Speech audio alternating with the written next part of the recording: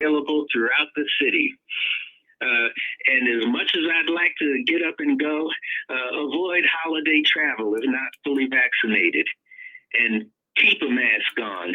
That means in homes, in stores, in schools, in churches, any indoor setting, because that is part of the layer of protection. Okay, wash your hands. And when you serve food, have one person in a mask with washed hands serve the food, have sanitizer at the door or a place where people can wash their hands immediately, and have handy wipes available, those Clorox wipes so they can wipe down the faucet handles and doorknobs. You must have a plan if you're going to have a holiday gathering. Keep different households at different tables and limit the number of households. And I think I'm going to have a whole lot of heat in my house when I present this recommendation to my wife. So you all pray for me. Well, definitely that. And I want to apologize to our StreamYard viewers that we got on a little bit late, but we'll come back with a powerful prayer at the end of the broadcast. But Dr. Reynolds, we must do the things that's necessary. One of the things that's very concerning to me, in the city of Flint as a head administrator, as mayor, the priority number one is saving lives. And far too often we get confused with what the priority is from the city of Flint. Priority number one, and I will repeat it, priority number one is to save lives inside the city of Flint. Enhancing the quality of life is impossible if we have no lives. A couple of young people passed and perished due to this deadly virus. The hospitals are almost, if not at full capacity with COVID patients. That means we're not doing the things necessary to be able to safeguard lives. So it is real, ladies and gentlemen. This is real. We've all known someone who have perished through this deadly virus. We have to be more concerned about what is going on. And so, when the numbers are where they are, we have to do all things to take all precautions. And at the same time, we know that we've been sheltered and traumatized by this virus, but definitely we have to do the things necessary to preserve life. And so now we move on to another area on the line with us, and we have a few department heads from the city of Flint, and they're going to talk a little bit about how to enhance your services to get you connected to the services in which you need. Right now, we have Rob Whittinger, our CFO for the city of Flint, qualified individual, came from the city of Lansing as their CFO, and also was from the village or township of Shelby, running their finance department. He's been on board with us for about 7 months now, and he's been doing a fantastic job with him and his team. One thing about the emergency management occupation inside the city of Flint and other communities, they have deconstructed municipalities, villages, and townships. We had to rebuild our finance department. Under his leadership, we have been successfully rebuilding our finance department. We are now operating from our own devices here in the city of Flint, which is a tremendous jump from having the state run our financing. We have the influx of $94 million of American Rescue Plan dollars. But I've told you, and I've guaranteed the public that 100% guaranteed from this administration of those dollars will hit the community for the benefit of community. No shady business, no moving about. All those dollars will reach the people and will not miss its intended target. Many of the high-minded dollars in legislation has missed its intended target. We all know it because we walk outside of our door, and sometimes we don't see where all the dollars and cents that has been allocated for the empowerment and the improvement for this community is not visible to us. I told you that it will be 100% guaranteed that these dollars won't miss its mark. Sometimes that makes people a little angry, but through the leadership of Rob Whittinger, our CFO, we're ready to deploy those $94 million for the benefit of the public. We will take more public input as we have been for the last 6 months. We just don't spend money arbitrarily. We don't cut those backroom deals to have the quid pro quos, pay to play type of activities.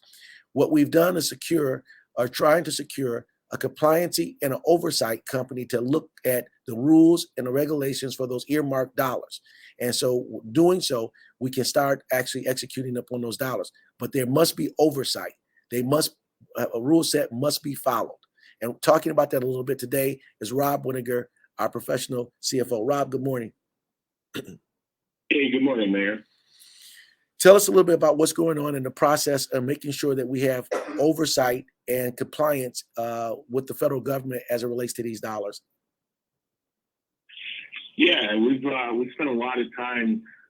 We issued out a request for proposals to get firms to apply to assist the city with compliance to ensure these dollars are spent in an equitable and transparent manner to those and spent to help those who need it most. But the key was while also maintaining compliance so the city doesn't get into trouble and have to pay back the money. Bottom line, we received over $94 million with hooks attached, and we got to get it right. Yeah, I stepped away for just a hot second, Rob, but I know we talk about the compliance piece, but that's okay. You know, the federal government put a 150-page document out after they had deployed those dollars, and they have not all fully codified all the rules. Codification means the rule set is standing, and it's the rules on how you're to spend those dollars. Can you talk about that 150-page document and what that really means and how that governs what we need to do? Yeah, absolutely. I mean, and the thing is, there's that document, multiple other documents that we have to make sure that we're following and in compliance with. So the U.S. Department of Treasury has issued interim final rules that we have to follow. These are new rules set up put in place just for these dollars. You know, these are specialized dollars for specialized use.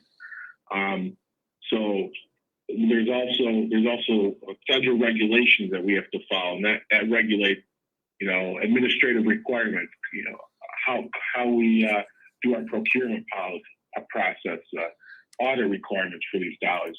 And on top of that, there's another document which outlines the compliance piece on the reporting that we have to submit to the federal government and what the deadlines are. And all these documents are changing as the U.S. Treasury and federal government works through their process. So there's a lot of moving parts to keep an eye on.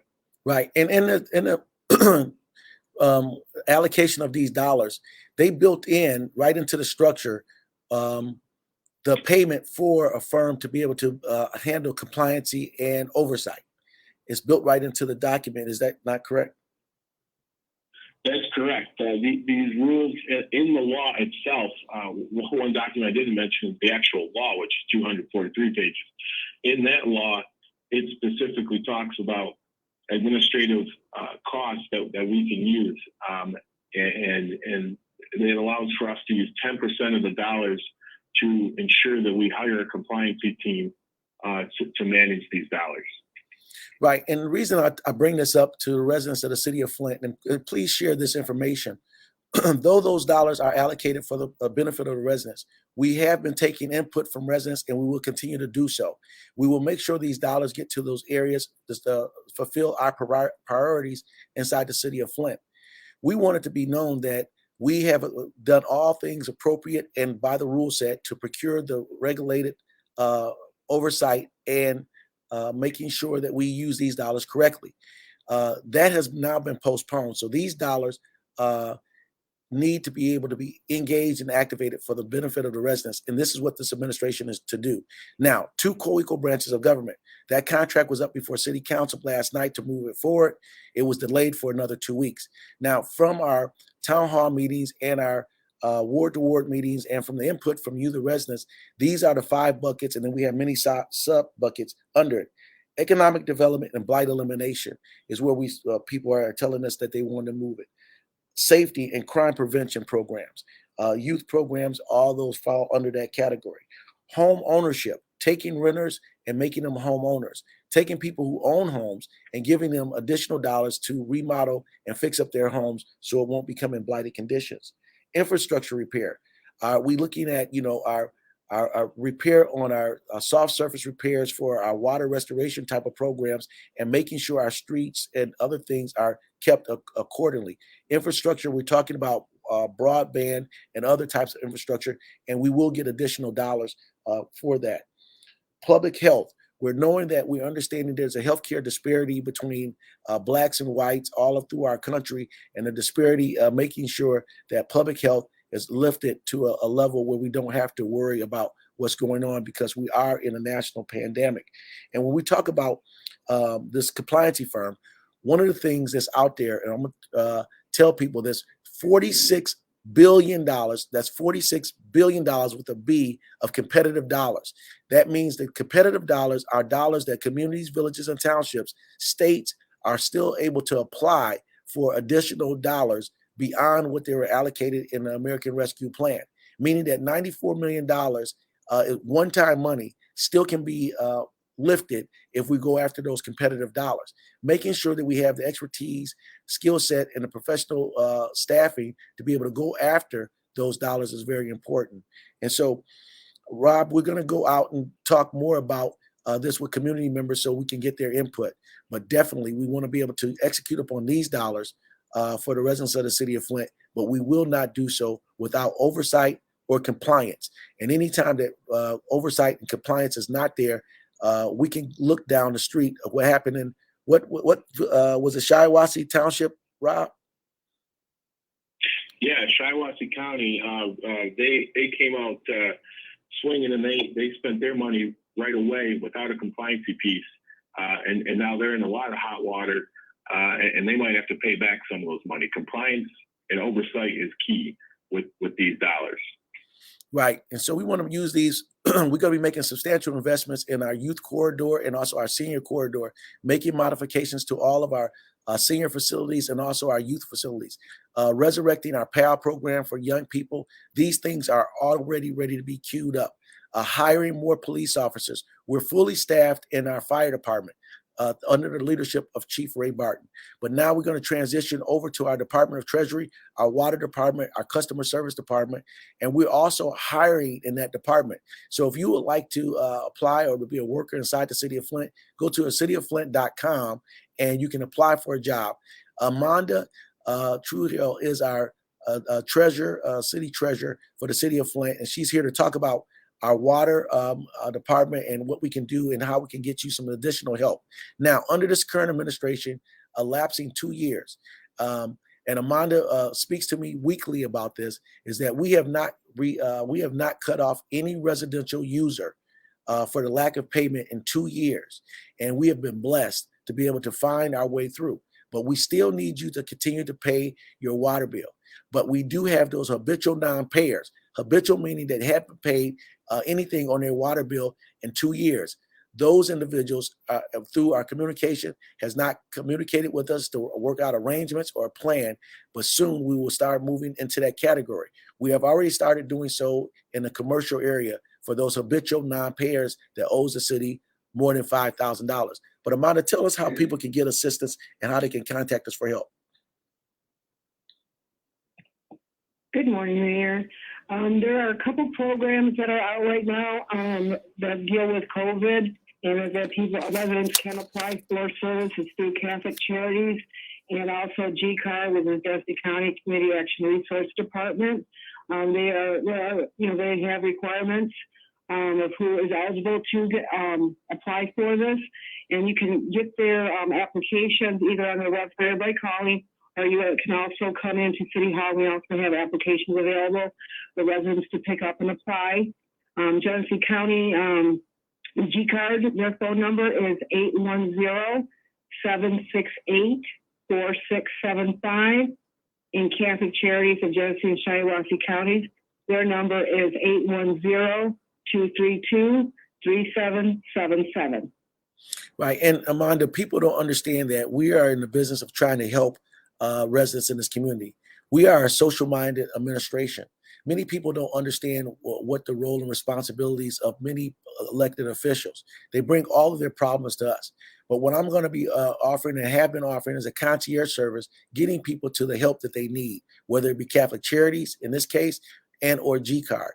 There's been $36 million set aside for the helping people pay their utility bills.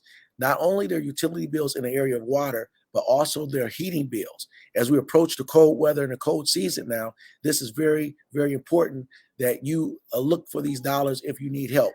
They also are paying people's internet bills. and also back rent.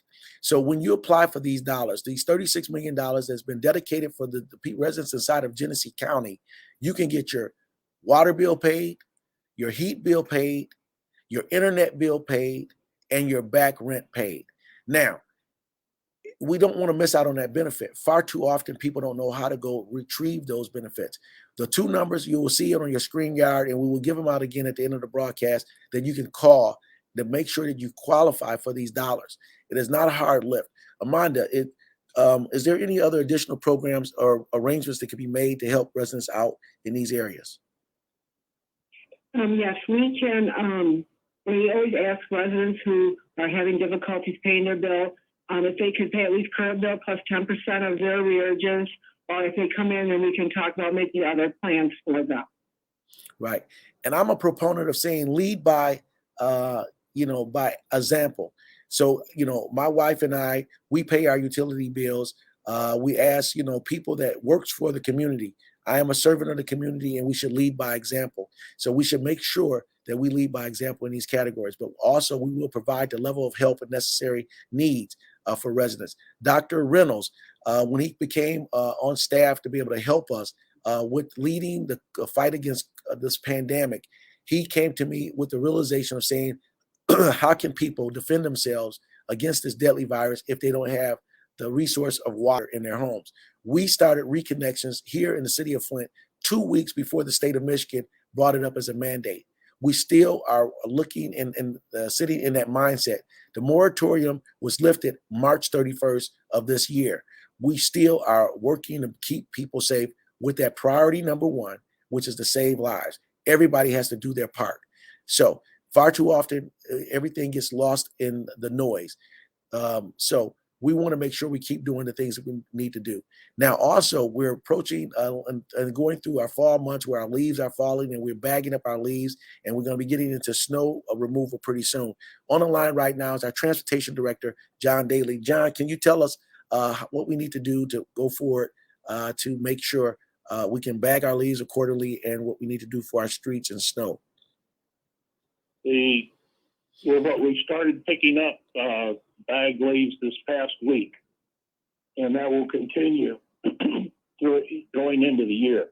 It's important to move those leaves into the bags and get them picked up, because otherwise they'll wind up in the storm sewer and eventually go into a snow ice mix and clog the storm sewers later this winter.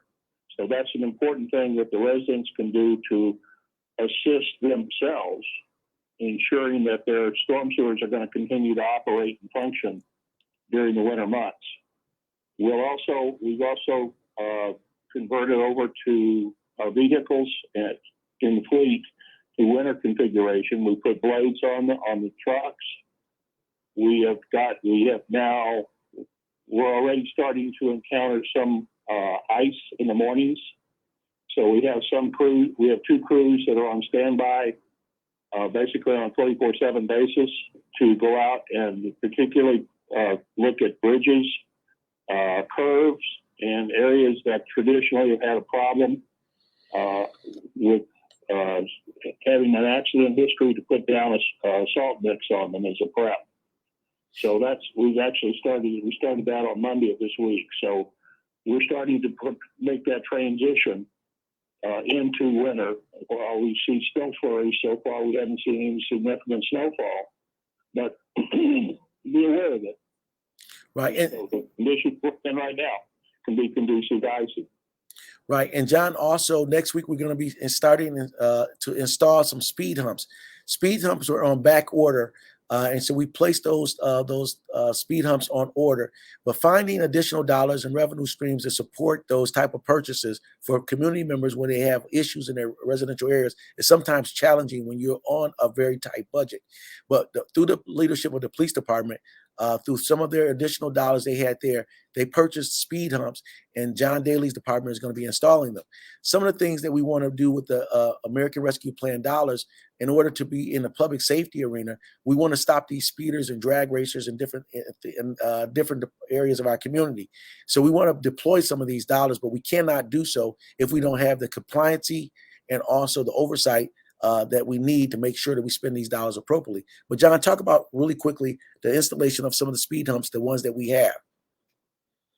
The speed bumps, first of all, we had the speed bumps, but the actual delay was due to a supply chain inefficiency in the delivery of the warning signs that have to be posted to alert the public that the speed bumps are there. So we received those this week, and we will be installing speed bumps this coming week. The speed bumps will be on local roads. This is phase one. We're going to put down 3 or 4 so that, first of all, we can become familiar with the installation procedures and removal procedures. We expect that we will be removing, this is more of a test phase, if you would, a pilot project that will run for about a month, and then we'll remove them during the winter. And that will be the case, that the speed bumps will be going on local roads.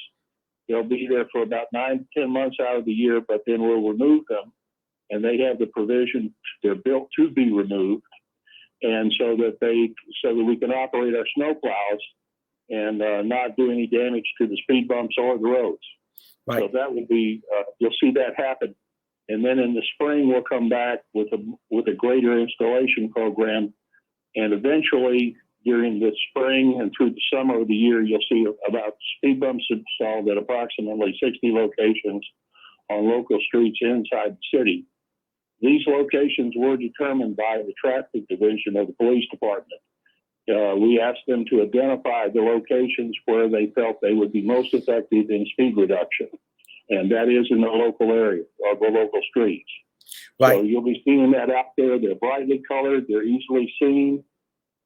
And they're not a permanent fixture, so you can expect to see them in the spring and summer and fall, and then be removed during the winter. Right. And that's real action, real leadership. And we've been moving toward this way as we cleaned up the way that we operate and make sure that we get our self-independence back, meaning that we can operate under home rule independently of state operational type of activities. We've been building back this city hall for the benefit of residents. This is real action that you're seeing. We've been hobbled a little bit by the pandemic year, and we're still working our way through it with the priority number one, saving lives. We're moving deeply engaging in the action after the planning phase of it. You, the residents, are our partner. But going back to using this $94 million, we're queued and ready to go, but we will not move so without compliancy and without the level of oversight, making sure that we follow all federal rules. These dollars are meant for residents of this community, and they will get there and they will not miss their mark. But Rob, going back to you with that, you've been in many municipalities working through this and watching this. What are some of the things that, you want to say about this again? Yeah, look, Mayor, this is my professional recommendation as CFO. I've been working, like you just said, I've been working in government for the past 12 years. Compliance and implementation is best practice, period. It's always a red flag to me when someone doesn't want oversight. To me, I only see the only people that don't want compliance are people that don't want to move in the letter of the law. And I'll just say that I'm not going to be the CFO that turns back federal funds that are designed to help our residents simply because we failed to have a compliance firm in place. Right. And remember this, our tragedy started through a financial failure. Many years ago, the City of Flint had a $10 million deficit. And they came in and whittled us away through emergency management because of that $10 million deficit, because of the compliance pieces were not followed. And now more than $2 billion later, we're still suffering through the after effects because failure to be having the appropriate oversight and compliance. We will not misuse dollars meant for the public. With that, I want to thank WFLT listeners. Today, we're going to go out and celebrate the lives of those who lost their lives through this pandemic.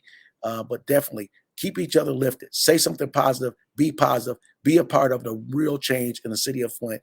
Thank our department heads, John Daly, Amanda Trujillo, Rob Whittinger, and also our Dr. Lawrence Reynolds. To everybody, be safe. God bless. Thank you. Back to you, Sister D at WFLT.